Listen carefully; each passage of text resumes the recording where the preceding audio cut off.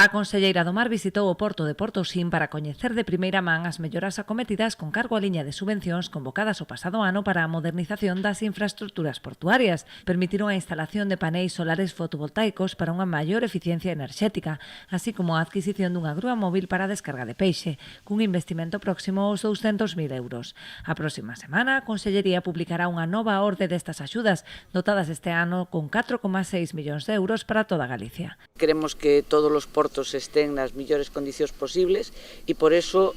a próxima semana se publicará unha nova orden de axudas por 4,6 millóns de euros, o que vai a significar que nestes últimos 6 anos máis de 15 millóns de euros, casi 16 millóns de euros, se puxeron a disposición do sector. O alcalde aproveitou a visita da conselleira para agradecer o investimento realizado no acondicionamento da nave das Redeiras, que viron notablemente melloradas as súas condicións laborais. Temos ali que temos que visitar tamén conselleira, sí, onde están a nave das Redeiras, que bueno, pues a situación traballar fora é incómoda e agora hai unhas boas instalacións e tamén estamos mirando agora de ampliar, de cara aos próximos anos, de ampliar tamén esa nave, bueno, pues para mellorar tamén a calidade de vida e a forma de traballar. Non son estas as únicas actuacións das que se beneficiará o sector en Portosín, posto que a Consellería do Mar, a través de Portos de Galicia, está a traballar no proxecto de mellora da estanquidade da lonxa, para o que se renovará a cuberta e se acondicionarán as baixantes e os canelóns, ademais do selado das fachadas.